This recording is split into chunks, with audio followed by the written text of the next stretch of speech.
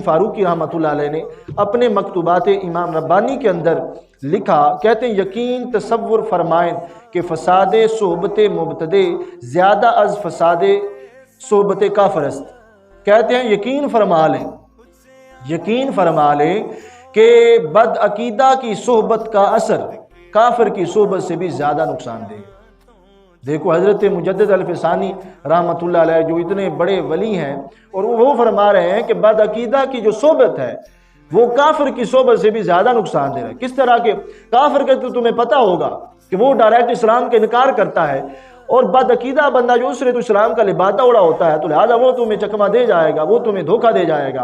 वो कहेगा कि नहीं मैं तो मुसलमान हूँ, और तुम उसकी बातों में आओगे, और फिर जब उसकी बातों में आ जाओगे तो एक वो धड़ा जो सहाबा के खिलाफ बोलता है, एक वो है जो आल के खिलाफ बोलता है। तो जब तुम सहाबा के गुस्ताखों के साथ बैठोगे तो फिर उन्हीं में शुमार हो जाओगे और उनकी बातों में आ जाओगे। इसी तरह रसूल पाक सल्लल्लाहु अलैहि वसल्लम की आल के खिलाफ बोलने वाले जो है उनके जलसों में बैठोगे, उनकी सोबत इख्तियार करोगे तो फिर उन्हीं में शुमार हो जाओगे। और लिहाजा इस वास्ते कहते हैं कि बदअकीदा की सोबत का असर जो है काफिर की सोबत से भी ज्यादा नुकसानदेह है।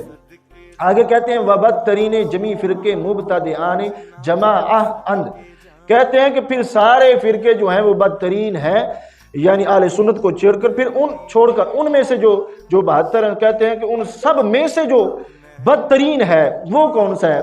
कहते हैं कि बासहाबे पैगंबर अलैहिमुस्सलातु वस्सलाम बुग़्ज़दारन।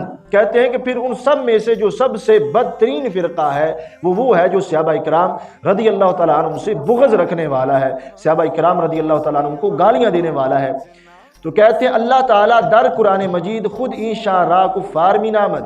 कहते हैं कि अल्लाह ताला ने खुद कुरान में उनका नाम काफिर रखा है। जो सहाबा इकराम रदी अल्लाह तआला अन्हुम से बुग़्ज़ रखता है, उनसे गाली रखता है ग्रोह, तो कुरान में कहते हैं कि अल्लाह ने उनको काफिर कहा है। किस तरह? आगे आयत लिखी, कहते हैं लियगीज़ा बिहिमुल कुफ़्फ़ार।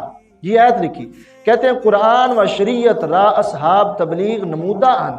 कहते हैं कुरान और शरीयत की तबलीग जो है वो सहाबा इकराम रदी अल्लाह तआला अन्हुम ने की है। कहते हैं अगर ईशा मतऊन बाशंद तान दर कुरान व शरीयत लाजमी आयत।